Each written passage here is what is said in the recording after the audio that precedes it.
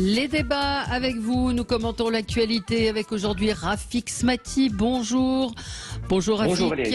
Vous m'entendez bien? Vous êtes chef d'entreprise, président du mouvement Objectif France. Yves Damécourt, porte-parole du mouvement de la ruralité. Bonjour à vous. Éric Tegner, journaliste, Bonjour. Directeur de la rédaction du média en ligne Livre Noir. Bonjour Valérie. Et avec nous également Alexis Poulain, journaliste, directeur de la publication du Monde Moderne, éditorialiste Bonjour. sur Sud Radio tous les mercredis matins. Bonjour à vous. Vos coups de cœur, vos coups de gueule dans un instant. Les sujets à la une de l'actualité, eh bien, ce sont ces femmes et ces enfants qui ont été rapatriés de Syrie, des femmes qui étaient parties combattre, en tout cas aux côtés de leurs conjoints. On nous avait dit qu'aucune femme ne rentrerait. Qu'en pensez-vous? On en reparlera. On va parler des grèves SNCF, des grèves également dans les aéroports, la pagaille annoncée et puis ce droit de grève, évidemment, qu'on ne remet pas en cause, mais qui à chaque fois permet des négociations qui sont tendues et qui occasionnent quand même un certain nombre de problèmes pour les Français. Christian Estrosi impose le port du masque dans les transports à Nice dès lundi. Qu'en pensez-vous? Et puis le baptême du feu pour Elisabeth Borne avec son discours de politique générale. Commençons par ce qui a retenu votre attention. Rafik Smati, Cocorico, pour une fois. Alors oui, c'est un cocorico un petit peu nuancé. Hier, Oui. un Français qui s'appelle Hugo Dumitil-Copin a eu la médaille Fields de mathématiques. La médaille Fields de mathématiques, c'est la distinction la plus élevée en matière de mathématiques. C'est l'équivalent du prix Nobel. Et c'est le 13e Français qui gagne la médaille Fields, ce qui est extraordinaire. Il exerce sur le plateau de Saclay, l'université de Saclay, qui est considérée dans le classement de Shanghai, qui est le plus prestigieux de tous, comme étant la première université du monde en matière de mathématiques. Donc en France, on est capable de produire des cerveaux brillants en matière de mathématiques et on est capable véritablement d'être un phare dans ce domaine qui est un domaine crucial. Seulement voilà, le même jour ou la veille, il y a eu un classement de l'OCDE qui est paru. Et dans ce classement de l'OCDE, il apparaissait que les élèves français, les enfants de classe de CM1, étaient classés en avant-dernière position en termes de niveau en mathématiques. Avant-dernière position. Donc d'un côté, nous avons cette France qui excelle, cette France qui rayonne, et cette France qui nous fait honneur. Et d'un autre côté, il y a un déclassement éducatif majeur, qui est la conséquence de 40 ans d'une éducation nationale qui a été abîmée, qui a été salie, qui a été vulgarisée par tous les gouvernements, et en particulier ceux de François Mitterrand qui se sont succédés et qui ont tout nivelé vers le bas. Voilà la France d'aujourd'hui, avec des pépites d'un côté qui sont capables de nous faire rayonner, et d'un autre côté une réalité qui est notre réalité à nous, citoyens ordinaires, qui est celle d'un déclassement réel, objectif, tangible. Et ce déclassement en matière de mathématiques est extrêmement inquiétant. Je rappelle qu'on entre dans une ère de révolution technologique, dans une ère de science, de l'innovation, et les grandes nations qui réussiront à s'illustrer dans les décennies à venir sont celles qui seront le plus en pointe en matière de technologie, de science, d'innovation. Et bien lorsque l'on sacrifie à ce point-là l'éducation de nos enfants en matière de mathématiques, eh bien on hypothèque l'avenir, et il ne faut pas que nos grands prix Nobel et médailles Fields soient l'arbre qui cache la forêt du déclin français. Oui, il n'y a pas qu'en mathématiques, le français aussi laisse à désirer. Il y a tout un dossier dans le Figaro aujourd'hui. Hier, c'est Jean-Paul Brigelli aussi qui a publié une tribune pour parler du niveau même des meilleurs qui est en train de baisser. Puis juste, j'en parlais tout à l'heure dans le zapping, Gilles n'avait pas retenu le son, mais écoutez, cette lycéenne, vous l'avez peut-être vue, la pauvre, elle a été vue des dizaines et des dizaines de milliers de fois, mais ça illustre tout de même un certain, ce que vous disiez, une certaine baisse de niveau. Écoutez. Je vais faire une prépa littéraire, donc voilà, je suis contente d'avoir des bonnes notes, parce que ça confirme que j'ai fait le bon choix. Si j'aurais pas eu mon bac, je pense pas que je serais allée en prépa littéraire là. Donc voilà, je suis contente. Voilà, si j'aurais pas eu mon bac, je serais pas allée en prépa littéraire. Voilà quoi, donc elle va rentrer en prépa littéraire. On a vu circuler. C'est la guerre des boutons. Oui, on a vu circuler. Oui, c'est ça. Si j'aurais su, j'aurais pas venu. Mais vous parlez là aux plus anciens. Mais c'est vrai qu'on a vu circuler des extraits de copies du bac. Et ce matin, le Figaro rapporte aussi des citations d'influenceurs qui sont inclus dans des copies de philo ou dans des copies de français. Alexis Poulain, vous avez vu ça? J'allais y venir parce que le problème, c'est pas seulement l'éducation nationale, mais c'est des jeunes qui maintenant regardent des influenceurs qui sont des débiles légers, qui sont à Dubaï, qui passent leur temps à vendre des produits stupides et à montrer leurs opérations de chirurgie esthétique, plutôt que de lire des livres, par exemple. Donc on a une culture qui se fait aujourd'hui sur la base de la vidéo, de la mauvaise vidéo, et sur la base d'un français approximatif. Donc qu'attendez-vous, si ce n'est une baisse de niveau général? Les jeunes ne lisent plus de livres. Voilà. C'est un vrai problème. Ouais. Et puis, ça me permet de dire quelques mots sur la vidéo hier de Karim Benzema également. Formidable. Qui montre... Alors, moi, voilà. ça m'a fait plaisir parce qu'on se dit, il y a des gens pour qui, en fait, tout va bien. L'inflation n'existe pas, la guerre en Ukraine. Le mec, il est en vacances, il monte ses montres en or, et ses Ferrari, ses Lamborghini, ses avions. Enfin, c'est le monde qui va bien d'hier. Puisque là, on nous parle quand même de... C'est pas pour ceux qui ne l'ont pas vu, donc on voit effectivement Karim Benzema qui doit être, je pense, à Dubaï. Non, je crois qu'il est aux États-Unis. Non, il est aux États-Unis, donc on le voit avec donc s'entraîner, mais on le voit aussi surtout dans une Ferrari et sur un jet ski. Quelqu'un disait un chouette reportage, Karim Benzema nous montrant quelques gestes simples du quotidien pour préserver notre planète. Il était en train de regagner un petit peu de code d'amour auprès des Français. Je sais pas si ceux qui ne l'aimaient pas vont apprécier ce type de démonstration qui là aussi n'encourage pas forcément aux études. Peut-être un commentaire, Eric Tegner, sur ce que disait Rafik Smati sur le niveau scolaire qui baisse. Moi, je suis parfaitement d'accord avec ce que dit M. Smati et surtout M. Poulain. C'est-à-dire que je pense que le problème aujourd'hui, dans les faits, c'est pas véritablement l'éducation nationale. C'est qu'on est dans un monde où on n'arrive plus à se concentrer. Quand vous parlez même à des intellectuels, moi j'en parle avec souvent, ils me disent que parfois, certains me disent qu'ils n'arrivent plus eux-mêmes à lire plus d'une heure un livre. Lorsque vous parlez à ceux qui font des magazines, ils vous disent que le papier, ça fonctionne de moins en moins, que les gens, ils l'achètent pour la une, mais ils ne lisent pas véritablement. Donc il y a un problème de concentration. On n'a pas su aussi éduquer nos sociétés au goût de l'effort. Donc ça, c'est une vraie problématique. Et surtout appréhender ce fameux téléphone portable où effectivement, alors moi je le sais parce que c'est mon métier, typiquement on est dans la vidéo et on sait très bien qu'en fait les gens regardent des vidéos. Et pour se renseigner au sujet d'un livre, ils vont regarder la vidéo ou l'interview de la personne qui parle de ce livre. Ils vont peut-être acheter ce livre, mais ils ne vont pas lire ce livre. Et donc ce sont les bases. Et aussi le fait qu'à un moment donné, je pense qu'il faut être plus dur en CM1, en CM2, parce que finalement on se retrouve avec des élèves au bac qui n'ont même pas le niveau de CE2 en termes d'orthographe, de syntaxe, de grammaire. Donc tout ça, c'est les bases. Et quant au niveau de mathématiques, je suis d'accord, on a quelques très très forts. Et en même temps, c'est vrai que même les principales grandes écoles de commerce ou grandes écoles d'ingénieurs font le constat que leurs élèves sont bien moins bons qu'il y a quelques années. Donc c'est pas seulement une problématique sociale. Là-dessus, il faut vraiment insister. D'ailleurs, vous avez plus de chances en général de réussir parce que vos parents sont professeurs. Parce que du coup, ils savent très bien comment fonctionner lorsque les deux parents le sont. Mais si vos parents réussissent bien, ont de l'argent, etc., c'est pas forcément gage justement de réussite et d'avoir un aussi bon niveau qu'avant. Ça veut pas dire que tout est nul, bien sûr. Mais ça veut dire que c'est d'abord un problème de société.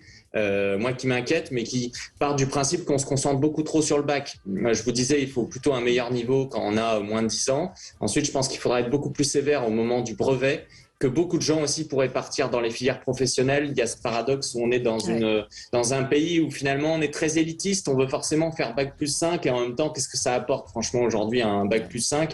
Moi, je vois personnellement, j'ai jamais autant appris de choses qu'en terminale et pendant mon lycée, parce que j'avais un super lycée où on était en pension, c'était super ordonné, on n'avait pas de téléphone pendant 3 semaines. Après, j'ai fait prépa, une école de commerce. Honnêtement, j'ai rien appris. Donc, ça veut dire simplement nuancer. Alors, on va écouter. Je vous donne la parole dans un tout petit instant. Rafik Smati et puis Yves Damécourt. C'est l'heure du journal. Il est 10h57 sur Sud Radio. À tout de suite. Les débats avec vous sur Sud Radio, on est ensemble jusqu'à midi avec aujourd'hui Rafik Smati, président du mouvement Objectif France, chef d'entreprise, Yves Damécourt, porte-parole du mouvement de la ruralité, également Alexis Poulain, journaliste, directeur de la publication du Monde Moderne et éditorialiste sur Sud Radio le mercredi matin, et Éric Tegner, journaliste, directeur de la rédaction du nouveau média, enfin nouveau, il est plus média, il est plus nouveau, du média en ligne, Livre Noir. Le baptême du feu pour Elisabeth Borne, fallait-il rapatrier ces femmes et ces enfants de Syrie? Les grèves SNCF et aéroports de Paris qui menacent les vacances. Et puis Christian Estrosi, vous l'avez entendu dans le flash, dans le rappel des titres, qui va imposer le port du masque dans les transports à Nice. On vous a pas entendu, Éric Damécourt, puis je crois que Rafik, vous vouliez réagir également à ce qui était dit, Yves Damécourt, sur à la fois cette excellence avec la médaille Field qui, une fois encore, est attribuée à un Français, et puis une baisse de niveau général qui est constatée par tout le monde. Moi, je suis un pur produit des mathématiques, donc j'ai beaucoup d'admiration pour les lauréats de la médaille Fields et puis pour tous les gens qui étudient cette matière. Alors, tout le monde n'a pas la capacité à faire des mathématiques à un très haut niveau, mais il y a des élèves qui peuvent le faire et il faut les accompagner le plus loin possible. Il y a aussi des élèves qui ont une intelligence de la main. Et donc moi j'en connais pas mal autour de moi, des gens d'ailleurs qui après un bac plus 4, bac plus 5 se disent tiens, je vais me reconvertir et je vais apprendre un métier d'artisan. Donc j'ai un jeune là dans mon entourage qui est en train de faire une formation de CAP de boucherie alors qu'il avait un bac plus 5, qu'il était commercial dans une grande entreprise et finalement il se reconvertit dans la boucherie. J'ai un neveu qui est devenu charpentier après avoir fait des études brillantes. Aujourd'hui, il y a un certain nombre de jeunes générations qui cherchent à donner du sens à leur vie, à avoir des métiers qu'ils comprennent. Et donc, il faut les accompagner et assez tôt s'apercevoir qu'ils ont cette intelligence de la main. Parce que ce jeune qui est charpentier nous explique aussi qu'il travaille avec des gens qui ont appris un certain nombre de gestes quand ils avaient 14 ou 15 ans, qu'ils étaient en apprentissage, et que lui ne pourra jamais apprendre ces gestes-là parce que la dextérité, il y a une dextérité dans l'intelligence de la main qu'on apprend quand on est jeune, exactement comme on a une dextérité dans les mathématiques ou dans les langues étrangères qu'on apprend quand on est jeune. Donc il faut revoir ce système. Oui, mais enfin, vous savez très bien que l'apprentissage... Ouais. Vous savez très bien que l'apprentissage jusqu'à et peut-être encore maintenant est assez mal vu. C'est pour des parents quand on dit bah voilà ce serait mieux que votre enfant parce qu'en général c'est les plus mauvais qu'on orientait vers ce système-là et on ne tenait pas compte effectivement des aptitudes ou des envies des enfants, mais il y avait un côté punition à aller en apprentissage. Oui, il y a une pression sociale aussi d'ailleurs, parce que nous, on a un garçon qui en troisième s'ennuyait passablement sur les bancs de l'école et son prof d'espagnol est venu nous voir en disant « mais votre fils, il a cette intelligence de la main, il faudrait essayer de l'envoyer en troisième MDP6 ». La troisième MDP6, c'est une troisième qui avait été créée à l'époque quand François Fillon était ministre de l'Éducation nationale. C'est une troisième découverte du monde professionnel, qui est donc en fait une troisième classique, mais où on découvre un certain nombre de professions, où on peut choisir une voie professionnelle après. Ouais. Et en fait, ça a été un grand succès. Ça, tout de suite, il s'est complètement ouvert à tout ça, et derrière, il a enchaîné avec un lycée professionnel. Aujourd'hui, il est bac plus 3.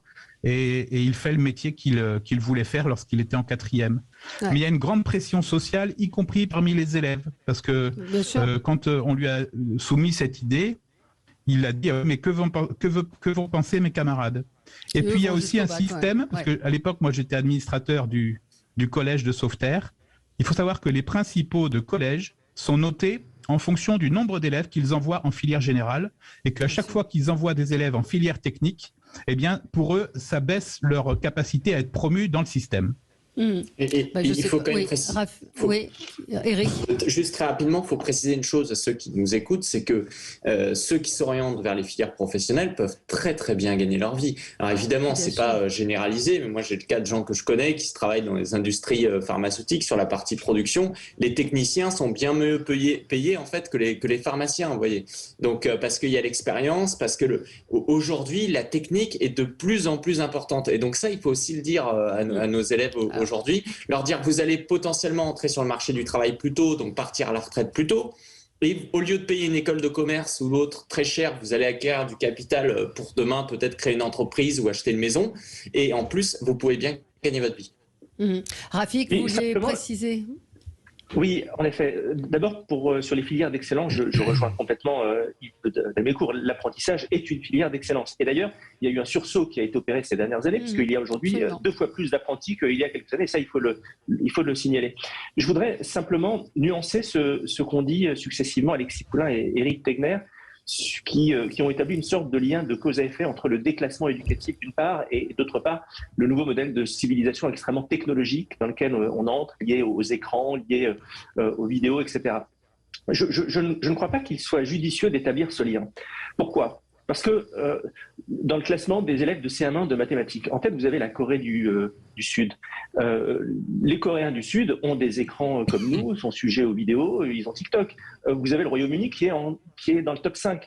Ils sont confrontés exactement à la même civilisation technologique que nous. Donc oui, en effet, il y a un fait civilisationnel qui est lié à l'émergence des écrans et à tous ces modes de communication qui incontestablement interfèrent dans l'éducation de nos enfants, mais nous devons balayer devant notre porte. Il y a aujourd'hui un fait majeur qui est le déclassement du système éducatif français, parmi tous les autres, qui est lié à une politique d'égalitarisme absolument honteuse, qui est liée à l'absence de liberté, notamment de nos chefs d'établissement. Et les raisons, il y en a plein.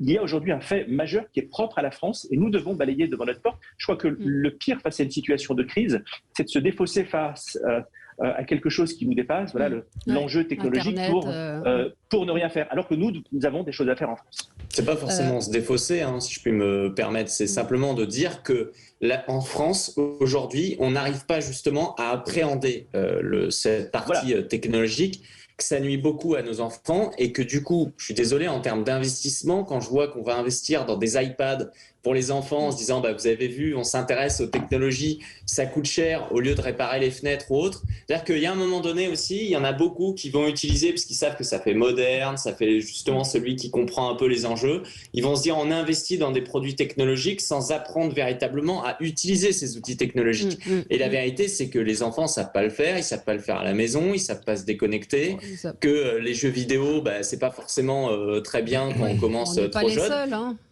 On n'est pas les seuls, On n'est pas les seuls, peut-être que Rafik Smati, tous les pays sont confrontés à ce phénomène des vidéos d'Internet. Donc, alors, je ne suis pas un spécialiste, mais vous savez, il y a certaines cultures, ils arrivent plus ou moins à appréhender un phénomène. Et je pense qu'en Asie, en Corée du Sud, etc., culturellement, ils y arrivent mieux que nous. Ça ne veut pas dire qu'on doit balayer la technologie, pas du tout. Ça veut juste dire qu'on ne peut pas juste copier le modèle et on ne doit pas non plus négliger les lettres, etc., qui sont aussi notre force.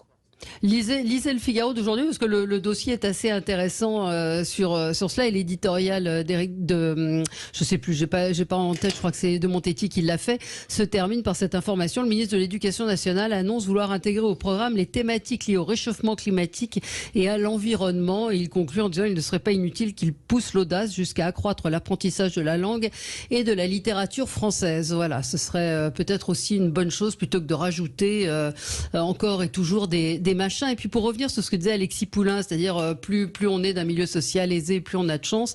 Ce n'est plus vraiment le cas aujourd'hui. J'ai vu cette information sur le site de CNews d'un jeune homme qui s'appelle Enguerrand, qui a eu son bac avec 17,5 de moyenne au bac et il ne pourra pas faire l'école qu'il veut. Alors là, c'est autre chose, c'est Parcoursup. Il n'a pas pu intégrer l'internat. Il était dans l'école préparatoire de Saint-Cyr pour son bac.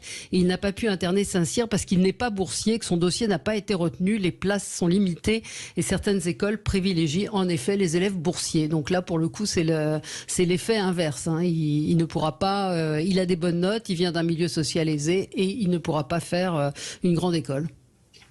Juste un élément, c'est qu'aujourd'hui, 17,5 au bac, moi je sais, j'ai à peu près eu ce résultat. Ça vous donne pas du tout un accès de toute façon au prépa de façon systématique en fait, ça a plus de valeur, c'est pas la même chose qu'il y a 20 ans. Alors c'est dur à entendre pour ceux qui ont juste le bac, Mais la vérité, elle est là. Il y a tout le dossier aussi qui compte énormément, le lycée d'où on vient, d'autres éléments qui sont quand même à prendre en compte. Ouais, mais là, il était visiblement dans un lycée militaire qui est Saint-Cyr, donc une sorte de lycée d'excellence. Bon, votre coup de cœur, coup de gueule, Rafik, nous a bien fait débattre. Yves Damécourt, c'est un coup de gueule également? Moi, c'est très lié avec tout ce qu'on vient de dire. Vous savez, depuis 2003, il y a une association qui s'appelle Water Footprint Network qui calcule le nombre de litres d'eau dont on a besoin pour faire un kilo de viande, 1 kilo de pommes, 1 kilo de fromage. Et donc, je pense que ces calculs, il serait intéressant de les soumettre aux lauréats de la médaille Fields, parce qu'à mon avis, il y a des gros problèmes de connaissances en mathématiques. Et quand on voit que le ministre de l'Éducation nationale veut mettre l'environnement et le climat au menu de nos élèves, j'ai peur que ce soit ce type de calcul qu'on veut leur faire ingurgiter. Et ce sont des calculs très dangereux, tenez-vous bien. Ce calcul, par exemple, dit qu'il faut 15 500 litres d'eau pour produire 1 kilo de bœuf, 5 000 litres d'eau pour produire 1 kilo de fromage. Et en fait, quand on rentre dans le détail de ces calculs, on s'aperçoit qu'on prend en compte la totalité de la pluie qui tombe sur le pré où broutent les vaches. Et donc, cette pluie, elle retourne au milieu naturel immédiatement et elle participe pas du tout à la production d'1 kilo de viande de bœuf. Enfin, tout ça est complètement abracadabrantesque, pour reprendre un mot cher à feu le président Chirac. Par contre, il y a des gens plus sérieux comme l'INRAE qui a fait un calcul qui arrive autour de 500 litres d'eau pour 1 kilo de bœuf. Et puis, il y a une norme qui s'appelle la norme 14046 qui parle de l'eau consommée effectivement et qui, elle, arrive à un calcul de 20 à 50 litres d'eau pour 1 kilo de bœuf. Malheureusement, les calculs de Water Footprint Network sont publiés dans les médias, dans les journaux, sans vérification, sans calcul mathématique. Ils sont repris par les enseignants au sein de l'éducation nationale, qui vont quelquefois contredire leurs propres enseignements sur la biologie, les mathématiques et la physique. Voilà, tout ça est très dangereux. Et c'est fait à dessein, en fait. C'est pour entraîner notre société vers le véganisme et la consommation de végétaux plutôt mais que pourquoi l'INRA aurait plus raison que... On est toujours dans ces histoires de qui a raison, qui a tort. Pourquoi l'INRA aurait plus raison que cette fondation? Parce que, en fait, si vous voulez, tout ça part du principe que ces gens qui sont des écologistes radicaux partent du principe que l'eau se consomme comme le pétrole se consume, alors qu'en fait l'eau c'est un vecteur et ça passe. Et donc l'eau elle passe par les ruminants, elle passe par les végétaux et elle retourne au milieu naturel. Et donc vous imaginez bien que c'est la grenouille et le bœuf. Voilà, donc il y a un vrai problème de science derrière tout ça. Petite page de pub, on se retrouve tout de suite sur Sud Radio avec le coup de gueule d'Alexis Poulain et également celui d'Éric Tegner. À tout de suite. Les débats avec vous sur Sud Radio. Alexis Poulain, votre coup de gueule? Mon coup de gueule, c'est sur le retour du comptage quotidien des cas Covid. Je pensais qu'on aurait pu passer à autre chose maintenant qu'on a la 2e dose de booster, la 4e dose de vaccin, qu'on a les masques qui reviennent, puisque Christian Estrosi rendre obligatoire à Nice et que on nous conseille de les remettre dans les transports, qu'on a les gestes barrières, qu'on a ce qu'il veut et on nous ressort les chiffres quotidiens de Covid. Je ne sais pas pourquoi, je ne sais pas où on veut en venir avec ce truc. À un moment, il va falloir arrêter. Je crois qu'il y a une fatigue, un vrai ras-le-bol, une incompréhension aussi, puisqu'on a un ministre de la Santé qui ne veut pas réintégrer les soignants et qui pense que c'est plutôt bien de fermer les urgences le week-end. On ne va pas sauver le système de santé avec un état d'urgence sanitaire permanent, avec des mesures coercitives qui n'en finissent pas et avec cette stratégie de la peur, d'agiter toujours des chiffres qui ne veulent plus rien dire, puisqu'on n'arrive même plus à suivre en réalité. Parce que si on regarde les chiffres, la plus grosse vague, c'est pas la 7e actuelle, mais ça a été quasiment celle d'avril pendant qu'on votait, mais il fallait pas en parler parce qu'il y avait une campagne électorale. Donc c'est proprement dingue. Je ne comprends pas à quoi jouent les médias. Enfin, si, je comprends trop bien, malheureusement. Mais j'aimerais que ça cesse, en fait, qu'on passe à autre chose, vraiment, pour le bien de tout le monde. Mais alors, vous l'expliquez comment? C'est une forme de... c'est le panurgisme, c'est le fait qu'il n'y a que ça à se mettre sous la main, parce que finalement, la variole du singe... Non, mais bien sûr, mais si on regarde les vrais sujets, vous avez l'effondrement économique qui est là, les marchés qui s'effondrent avec la peur de la récession, l'inflation incontrôlable, la BCE qui ne sait plus quoi faire de la dette, une économie mondiale qui est à l'arrêt, l'énergie qui explose, une une peur d'un mouvement bien pire que les Gilets jaunes. Vous avez des grèves, on va parler des cheminots, mais vous avez la grève des gaziers en Norvège, vous avez les paysans danois ou aux Pays-Bas, pardon, qui sont sur les routes et qui bloquent aussi pour... enfin, il y a plein de sujets, si on veut faire peur aux gens, il n'y a pas de problème. Pourquoi le Covid reste la star numéro 1 des médias pour faire peur? Alors, Stéphane vous répond, hein, c'est un fidèle auditeur, il dit il faut que vous voyez ce qui se passe, le manque de personnel dans les hôpitaux, dans les EHPAD, suite à des contaminations, c'est-à-dire que ça a quand même un sens, c'est ce qu'il explique. Il m'a envoyé ce message, Stéphane, en nous disant, il m'a envoyé une affiche d'un centre de soins qui est proche, qui est frontalier avec la Suisse, en raison d'une pénurie de personnel médical dans notre service, donc radiographie, mammographie, ostéo, densitométrie, scanner prescrit par médecin de ville, etc., ne seront plus assurés faute de personnel. Et pourquoi? Et Stéphane me dit, parce qu'ils partent en Suisse, parce qu'il y a un appel énorme qui est fait en Suisse pour... il y a énormément d'offres d'emploi en Suisse où ils sont mieux payés, et donc on n'a plus... mais il y a un problème quand même de contamination aujourd'hui, donc pourquoi ne pas le dire? Mais alors pourquoi? Non mais attendez, tous vacciner, tous protégés, on arrive à c'est une impasse. On se rend compte que vacciné, on ne chope le Covid, on n'est qu'à contact. Enfin, non mais vous vous rendez compte qu'on est enfermé dans une boule de hamster là, qu'on n'en sort pas. Oui, mais c'est pas la question du truc. Vous dites, j'en ai marre de ces chiffres tous les jours. La question, c'est qu'est-ce qu'on fait pour en sortir? À un moment, on va pas dire, on va refaire une dose pour encore faire un truc. Il va bien falloir trouver une façon. Des traitements précoces, on en essaye. Alors je dis pas qu'il n'y a pas de baguette magique, mais à un moment, je comprends pas en fait qu'on soit encore enfermé dans ce même délire, puisque ça y est, on sait ce que c'est, on a des traitements et on a le même traitement médiatique que si c'était la première vague, quoi. Voilà. Pas tout à fait. Je sais pas ce que vous en pensez les uns et les autres, Rafik Smati. Vous savez, moi je suis globalement sur ce sujet comme sur tous les autres assez favorable à l'open data. C'est-à-dire que le fait d'avoir des données et de les partager, je considère ça globalement comme un progrès. Ensuite, la question est comment on traite médiatiquement ces données. Et ça, c'est un autre sujet. En même temps, vous voyez, moi hier par exemple, j'ai pris l'avion, et bien j'ai eu un réflexe, j'ai mis un masque, alors que c'était pas le cas forcément il y a quelques jours ni quelques semaines. Ce que je veux dire, c'est que quand il y a un pic épidémique, et il y en a aujourd'hui, et je connais personnellement un certain nombre de personnes qui l'ont eu, et même dans des conditions très graves dans le mois qui vient de s'écouler.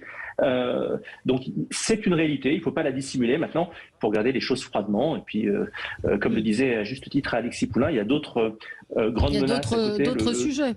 Le choc énergétique, le choc inflationniste, qui sont extrêmement dangereux et qui laissent entrevoir un automne et un hiver très compliqué. Donc il faut rester lucide, mais ne pas être dans le déni non plus de ce qui est en train de se passer avec cette 7e vague.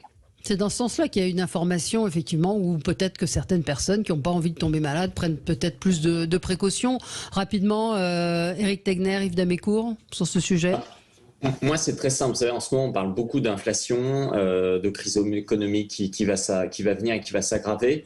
Pourquoi? Parce qu'on fait le constat qu'aujourd'hui, on n'a plus de quoi dépenser, on n'a plus de quoi investir, parce qu'en fait, on a fait, d'une certaine façon, on a cramé la caisse. Eh bien, quand est-ce qu'on l'a fait? On l'a fait en partie aussi en raison du quoi qu'il en coûte pendant le Covid. Ça ne veut pas dire qu'il ne fallait pas le faire à un moment donné, ça veut dire qu'on aurait aussi pu sortir beaucoup plus tôt de cette crise, mettre les entreprises à nouveau sur le marché du travail beaucoup plus vite. Simplement, on ne l'a pas fait parce qu'on avait l'impression qu'il y avait cet argent magique. Donc, ce que je veux dire par là, c'est que cette peur qui est faite sur le Covid, ce n'est pas uniquement quelque chose de médiatique. À un moment donné, ça crée des impacts, ça fait que les décisions publiques sont d'investir là-dedans au lieu d'investir dans l'hôpital, d'être sur une logique de court terme. Et effectivement, les sujets de demain, c'est comment on va justement faire en sorte de tenir face à l'inflation qui est d'ailleurs sous-estimée aujourd'hui, face à un contexte international qui fait également que le président de la République a finalement très peu de marge de manœuvre.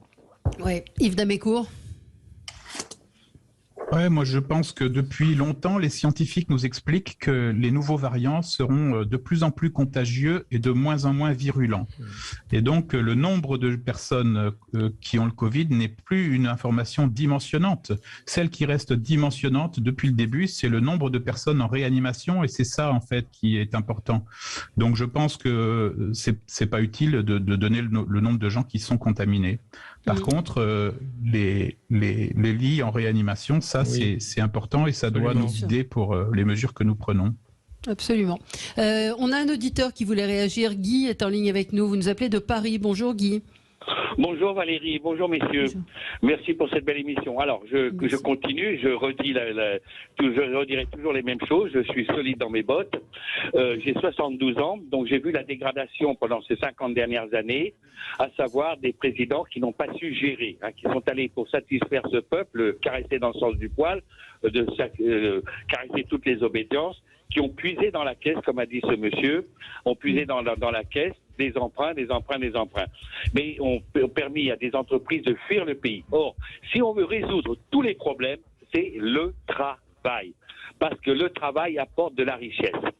Alors, je suis d'accord pour qu'un gouvernement investisse, mais il peut investir, lui, être propriétaire au départ d'entreprises, copier les entreprises qui ont pris la fuite, ou forcer ces entreprises qui veulent vendre en France, quelque peu, les forcer à mettre de la fabrication en France. Fais travailler celui à qui tu demandes d'acheter tes produits. Bien. Oui. Et ensuite revendre ces entreprises. D'accord, ne pas les garder en permanence en propriété, mais du travail. Avec le travail, les parents de ces jeunes qui sont dans les cités, les parents auront du travail et on pourra exiger. D'accord, mais merci Guy. Je pensais que vous interveniez sur le Covid, donc on est un petit peu à côté du sujet, mais on entend tout à fait votre message. Merci en tout cas de nous avoir appelé. Éric Tegner, votre coup de gueule, on a hésité à le faire en sujet, et puis on s'est dit qu'il y en a bien d'entre vous qui en parleraient. C'est l'affaire Taha Bouaf versus la France insoumise. Alors, je ne sais pas d'ailleurs si c'est un coup de gueule ou un coup de cœur au final, parce que ça m'amuse quand même ce qui se passe là-bas d'une certaine façon, on va être honnête. Vous vous rappelez effectivement l'histoire de Taha Bouaf qui a dû se retirer, qui a dû se retirer de la campagne des législatives de la France insoumise. Au début, il disait c'était parce que c'était son explication officielle, il y avait du racisme à son égard, notamment venu de l'extrême droite, comme il disait. Et ensuite, on a découvert qu'en fait, il y avait eu des accusations internes à la France insoumise pour harcèlement sexuel auprès de Taha Bouaf. Et à ce moment-là, Clémentine Autain, d'ailleurs, s'était retrouvée dans une situation complexe où elle avait du mal à justifier si elle était au courant avant, etc. Bref, ce qui s'est passé, c'est que hier, Taha Bouaf, du coup, a fait un communiqué de presse où en fait il a dénoncé clairement Clémentine Autain en disant que Clémentine Autain avait menti et que lui n'avait pas eu le droit d'avoir une contradiction. Et donc moi ce que je voudrais mettre en avant, parce que cette affaire est compliquée, c'est le communiqué de presse de la France insoumise. Et il y a une partie, je vous lis, c'est Taha Bouaf qui cite Clémentine Autain. Quand Taha Bouaf dit à Clémentine Autain, écoutez, il faut quand même que je sois confronté, parce qu'il n'était pas au courant des faits qu'on lui reprochait, il n'était pas au courant de la personne qui lui reprochait ces faits, donc il pouvait rien dire. Vous voyez, il se retrouvait avec quelqu'un qui disait, t'as été accusé de harcèlement sexuel, on va rien te dire, mais en revanche, tu dégages. Et du coup, qu'est-ce que lui a dit Clémentine Autain ? Elle lui a dit, je cite, « Non, nous ne sommes pas des juges, pendant 1000 ans, les femmes n'ont pas été entendues, tu payes peut-être aussi pour les autres, mais c'est comme ça, c'est un parti pris politique. » Vous imaginez ? C'est-à-dire qu'en fait, parce que selon Clémentine Autain, les femmes ont payé pendant 1000 ans, et bien maintenant, dès que quelqu'un va être accusé, d'ailleurs absolument pas devant la justice, devant juste un groupe politique, et bien il va falloir qu'il paye pour les autres. D'ailleurs, ça m'amuse beaucoup parce que par rapport à Coquerel, président de la Commission des finances, il n'y a pas du tout le même traitement. Et là où d'une certaine façon ça m'amuse, c'est qu'en fait, et là où en même temps c'est dangereux, ils ont essayé de créer une instance interne qui est assez délirante parce qu'ils rendent justice en fait sans passer par la justice. Eh bien, le serpent finit par se mordre la queue. Et ils ont créé un monstre qui va certainement les dévorer de l'intérieur parce que les féministes, les écolos, etc. en profitent à max pour en fait essayer de déglinguer tous ceux qu'ils n'aiment pas. C'est ce qui se passe aujourd'hui avec Coquerel. Donc voilà, moi c'était vraiment le coup de gueule d'un côté parce que ça montre à quel point ces gens-là n'ont aucune espèce de rationalité, à quel point ils sont dangereux. Et qu'à un moment donné, il y a la justice qui est là, donc il faut que les gens, évidemment, ils aillent porter plainte, mais on ne va pas faire des instances internes comme ça. Les gens, il faut qu'ils aillent porter plainte. Les gens, ils vont pas toujours porter plainte parce que c'est pas toujours facile pour une femme d'aller porter plainte. Et c'est ce qu'a répondu Clémentine Autain. Elle a dit les plaignantes ne voulaient pas. Donc c'est toute la complexité du truc. On parle pas d'un vol, on parle pas d'une dégradation d'un bien, on parle d'un viol. Donc les femmes ne vont pas porter plainte. Il y a que 10% des femmes violées qui vont porter plainte. Donc qu'est-ce que vous, enfin, les arguments, c'est une affaire effectivement compliquée. Alexis, vous avez suivi ça, j'imagine aussi. J'en ai parlé dans mon Alors, édito ce attendez, il matin. y a la pub, vous répondrez dans un instant. Ouais. À tout de suite. Les débats avec vous, on a pris beaucoup de temps pour les coups de cœur et les coups de gueule, mais à chaque fois c'était des débats intéressants. Alexis, peut-être juste un mot sur l'affaire Tahabouaf et la France Insoumise. Oui, c'est ce que j'expliquais ce matin dans votre édito. mon édito, c'est qu'il y a un problème de justice. Alors que ce comité sur les violences sexuelles et sexistes existe, ça fait partie des CHSCT, enfin ça existe aussi dans les entreprises, ça permet d'avoir des alertes. Après, c'est à la justice de faire le boulot. Et le problème justement, c'est que sur 94 000 femmes qui déclarent avoir été victimes de violences sexuelles, en 2018, il y avait simplement 2000, je crois, non même pas 1200, je crois, viols condamnés. Donc c'est 1,3 accusations pour plus de 100 de femmes, voilà, un peu plus d'1%, donc c'est rien. Et effectivement, le problème il est là, c'est les moyens de la justice pour traiter ces cas-là, la difficulté aussi quand on est victime de témoigner, d'aller au bout de la démarche. Et donc s'il y a des instances qui accompagnent la parole, c'est tant mieux, mais il faut que ce soit dans un cadre où la justice peut faire son travail. Et là, ce que dit Tahabouaf, c'est qu'il n'a pas eu de contradictoire, c'est qu'il n'a pas pu être confronté justement à ces accusatrices ou à ces accusations en l'occurrence et se défendre. Or, la justice sans défense, c'est pas la justice, c'est un tribunal populaire, c'est ce que vous voulez, mais c'est certainement pas digne de ce nom. Et donc la limite de l'exercice est là. Et puis il faut pas tout comparer. On ne connaît pas les cas pour Tahabouaf en détail. Pour Coquerel, on est sur de la drague lourde, enfin des trucs. Elle parle, Sophie Tissier qui l'accuse parle de regard gluant. Je sais pas le regard gluant ce que ça vaut dans la nomenclature de la violence sexiste, mais voilà, il y a un peu certaines différences à traiter. Et puis après, vous avez le cas d'Amir Abad, mais aussi un autre élu qui est aussi accusé. Enfin, les accusations pleuvent très bien. C'est à la justice de faire le tri et de rétablir la vérité ou les vérités. Et puis surtout, la justice. Voilà, c'est bien le problème central. Sauf que quand vous donnez les chiffres et que vous dites qu'il n'y a que 1% des plaintes qui aboutissent à une condamnation, on voit aussi la réticence que peuvent avoir certaines femmes à porter plainte. Juste un élément. Éric Tegner. Alors, ça va vous paraître peut-être stupide ce que je dis, mais on n'est pas en train de dire qu'il n'y a qu'1% des femmes qui se disent victimes de violences sexuelles dans le monde politique. Non, mais c'est vrai que ce qu'il faut... Non, c'est pas dans le monde politique, c'est en général, c'est pas dans le monde politique. Mais bien sûr, mais ce que je... là, c'est qu'il y a une instrumentalisation aussi dans le monde politique de ces affaires-là. Et il ne faut pas le nier de ce côté-là. C'est pas la même chose que dans une entreprise, même si ça peut être compliqué, ou dans la vie générale, ou cette jeune femme qu'on a vue il y a 2 semaines, où effectivement celui qui était condamné n'a pas fait de prison. Là, on est dans une situation aussi, on l'a vu nombreuses fois, on se retrouve avec des femmes qui en fait vont juste vouloir se venger, parfois aussi par idéologie, ou pour elles de la drague, c'est du harcèlement sexuel. Et ça, c'est compliqué pour être du coup d'autant plus prudent.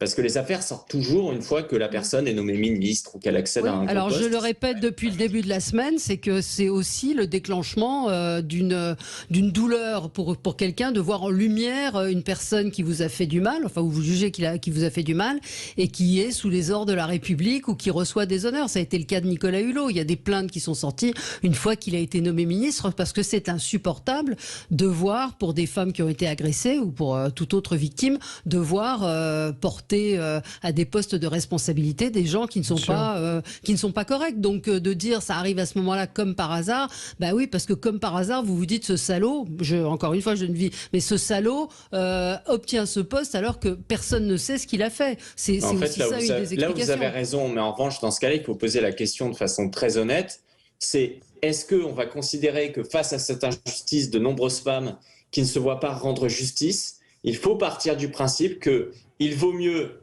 avoir des gens qui sont des innocents et qui se font pilonner sur la place publique et pilonner leur carrière pour éviter qu'il y ait des coupables en liberté. Voilà, c'est une question, mais il faut la poser de façon honnête. La réponse, elle est aussi qu'il y a... Je connais pas énormément de femmes, après c'est des histoires d'appréciation, qui font ça par vengeance ou qui le feraient. Ça existe forcément, mais je pense pas que la proportion soit si importante que ça, parce que vous vous en prenez plein la gueule, Éric Tegner, enfin regardez. Non, parce qu'elles sont protégées. Mais elles sont protégées par qui? Sophie Tissier, mais toutes les accusatrices, l'accusatrice dans un autre domaine de Luc Besson qui a été traité de call girl, voire de pute, les accusatrices de Gérald Darmanin, les accusatrices de PPDA. Enfin, la parole, les femmes sont prises pour des... Mais il y en a beaucoup, je vais pas les citer, chez les Républicains, il y a pas mal de responsables qui ont dû mettre leur carrière, parfois aussi dans les mouvements de jeunes Républicains, en stand-by pendant 2 ou 3 ans. Les femmes, on les connaissait pas, les femmes accusatrices, elles étaient protégées. Et après, finalement, la justice a dit qu'il ne s'était passé rien. Et là, il y a des procédures en diffamation qui sont en cours. Allons-y sur la diffamation. Moi, je pense que c'est ce qu'il faut, la diffamation, puisque la diffamation, vous êtes obligé d'aller sur le fond. Et je le répète tous les jours. Bien sûr, mais vu que les gens disent qu'il y a que 2%, vu que les gens disent qu'il y a 2% des femmes qui finalement obtiennent justice, les gens se disent il n'y a pas de fumée sans feu. Ce que je veux dire, c'est qu'à un moment donné, on ne va pas flinguer la vie de tout le monde en envoyant des accusations. Non, mais globalement, je peux vous dire en off que quand il y a eu ici des accusations portées sur des gens qui étaient proches de certaines personnalités politiques, c'est compliqué, disaient bah oui, on le savait, ou bah oui, ça ne nous étonne pas. Parce que c'est les bruits de couloir aussi. Bah oui, mais les bruits de couloir, est-ce qu'il y en a à votre sujet? Est-ce qu'il y en a au sujet de Rafik Smati? Est-ce qu'il y en a au sujet d'Alexis Poulain? Non, ou de Yves Damécourt, pardon. Non, mais voilà. Les bruits de couloir sur certains membres du gouvernement, il y en a plein encore aujourd'hui. Donc simplement, les gens n'y accordent pas d'importance. Et le jour où il se passe quelque chose, ils disent on le savait. Ça arrive quand même très souvent. Si les gens républicains qui disent on le savait, il y a plein d'autres personnes dont ils parlent.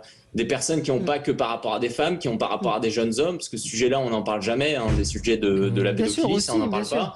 Voilà, donc pour l'instant, personne ne le dit.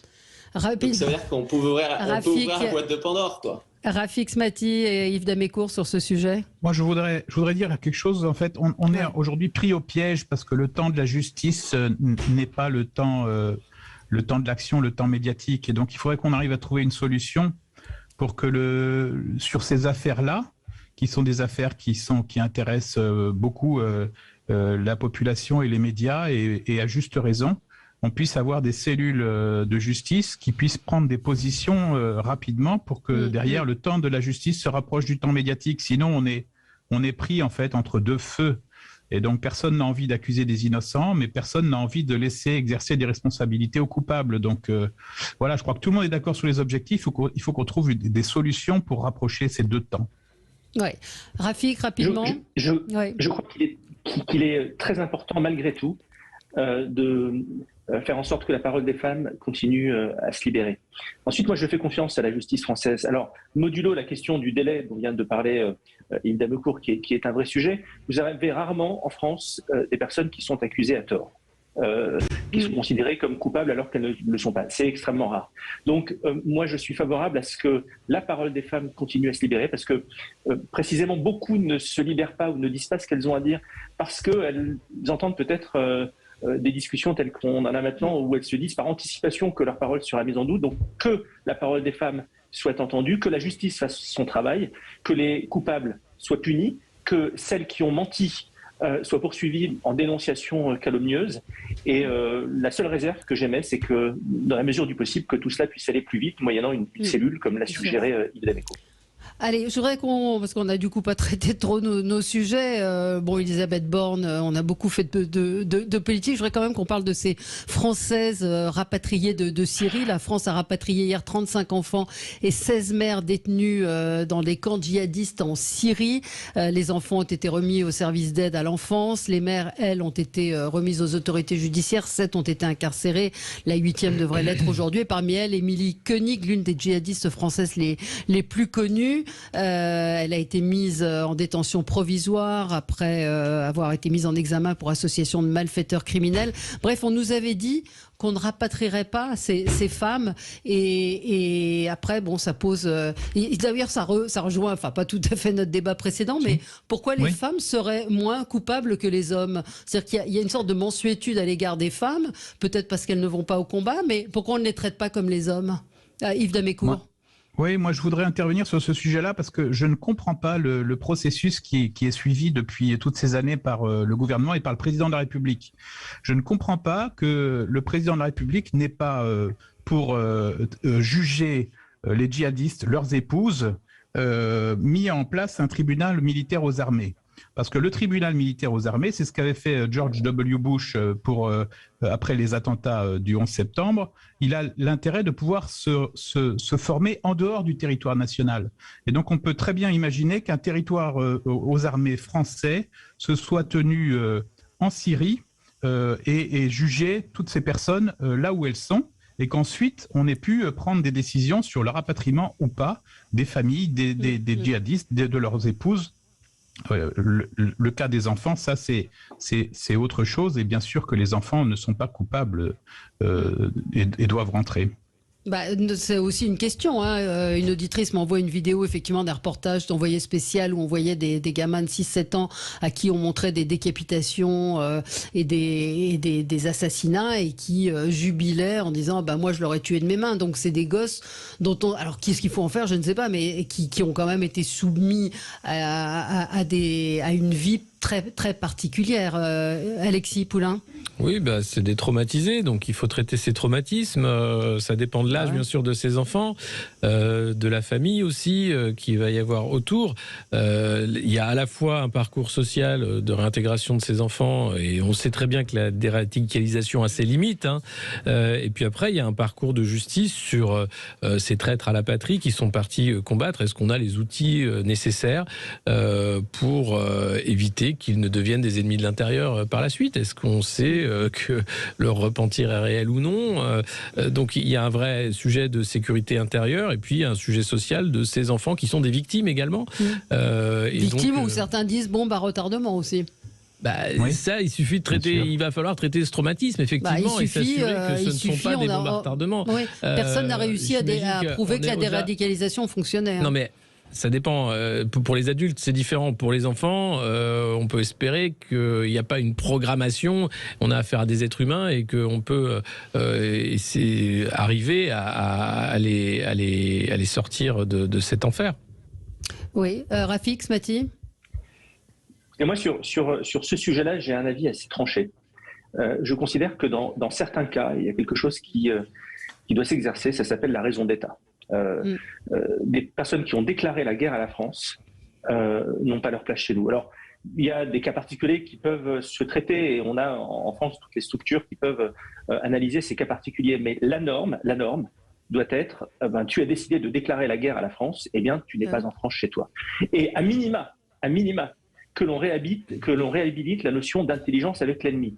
Parce qu'une personne qui est allée signer un contrat avec Daesh pour déstabiliser l'Occident, et la France en particulier, eh bien, pour moi, ça s'appelle être un traître à sa nation. C'est de l'intelligence avec l'ennemi à l'état pur.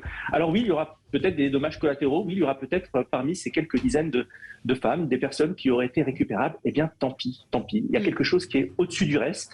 C'est l'unité de notre nation, c'est son intégrité. Et s'il y a un doute, eh bien, c'est la France qui doit avoir le bénéfice du doute. Ce ne sont pas ces terroristes qui sont allés nous défier de l'extérieur. Parce qu'on va y revenir. Tribunal militaire. Ouais, on va y revenir dans un instant. On marque une petite pause et à tout de suite. Les débats avec vous jusqu'à midi. Nous revenions sur cette affaire de femmes françaises rapatriées de Syrie, 16 mères, 36 enfants. Qu'en pensez-vous, Éric Tegner, sur ce sujet? Est-ce que vous êtes comme Rafik Smati? Ce sont des ennemis d'État et ils doivent rester là-bas. De toute façon, ils sont rentrés maintenant. Je suis d'accord avec ce que dit Rafik Smati. D'ailleurs, c'était une politique aussi qui avait été menée par Hollande de façon un peu différente, lorsqu'il avait lui-même assumé avoir fait éliminer des Français qui étaient justement avec Daesh. Et quand les gens nous entendent, ils peuvent se dire « c'est complètement excessif ». Moi, je vais vous citer des chiffres. Vous voyez, la France, elle a rapatrié 217 mineurs et 320 adultes. Pour prendre le cas de la Belgique, où il y a quasiment autant de Belges qui sont partis à Daesh que de Français qui sont partis chez Daesh, il y a moitié moins de rapatriements. Et enfin, pour prendre le cas de l'Allemagne et les pays scandinaves, surtout les pays scandinaves qui sont connus aussi pour avoir des politiques très humanistes, humanitaires, etc., ils n'en ont rapatrié que 60. Donc, c'est-à-dire que c'est très faible. D'ailleurs, non, même pas, une dizaine de revenants, si je prends bien les chiffres. Donc, à un moment donné, ça montre que les autres pays européens, ils mènent cette politique justement que dit Rafik Smati. Alors, ils le mènent de façon pas aussi frontale, il y a plutôt de l'hypocrisie, ils les laissent là-bas.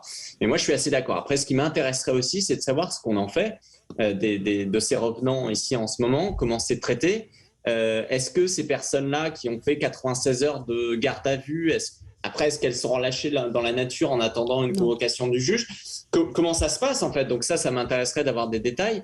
Et l'autre élément, c'est qu'il faut avoir en tête également, et c'est un sujet qui est lié, c'est que cette année et depuis l'année dernière et dans l'année qui vient, on assiste à un moment où il y a énormément de gens qui ont été mis en prison pour justement intelligence avec des terroristes, etc., dans les prisons, qui sont en train d'être libérés et qui vont être libérés. Donc ça montre deux choses, c'est que le danger du terrorisme, il est encore présent et il va aller en s'augmentant. Et le deuxième élément, c'est que de toute façon, on n'a pas aujourd'hui l'arsenal judiciaire pour empêcher les gens de faire uniquement que 4 ou 5 ans de prison et après ressortir radicalisés, parce qu'il faut savoir qu'à Fleury-Mérogis, ils sont tous entre eux.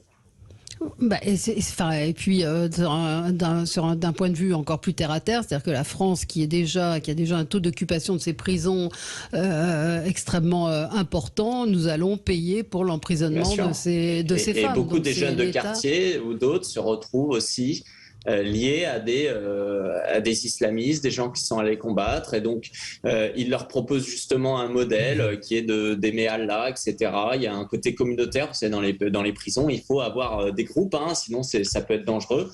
Et là-dessus, justement, les gens, les islamistes exercent énormément d'influence qui est néfaste et qui radicalise des gens qui ne l'étaient pas en rentrant en prison.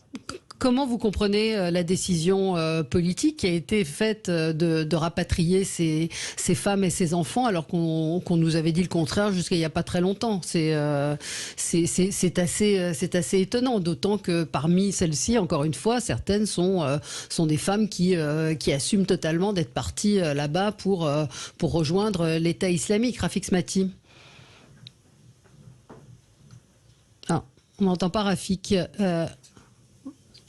Ouais. Je ne l'explique pas. Je pense très sincèrement que sur ce sujet-là, plus que sur tous les autres, il faut montrer que nous n'avons pas la main qui tremble et que nous sommes capables d'affirmer des positions extrêmement tranchées. Je rappelle qu'il s'agit de sécurité nationale, ni plus ni moins. C'est pas un petit sujet, donc je ne l'explique pas, très honnêtement. Ouais, non, mais c'est pour ça que je pose cette question. Vous, Alexis Poulain, vous sembliez être un peu plus clément face à ces femmes.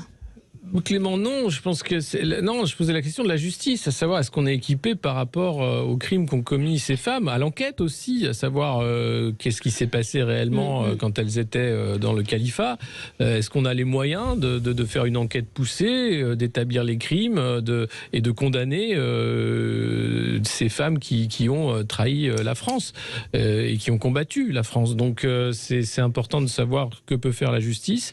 Et puis je pense que non, le cas par cas, c'est évidemment le volet social sur ces enfants qui, eux, n'ont rien demandé. Sont-ils sauvables et quels sont les moyens qu'on va mettre en œuvre pour les sortir de la radicalisation dans laquelle ils ont été forcés et contraints par leur mère.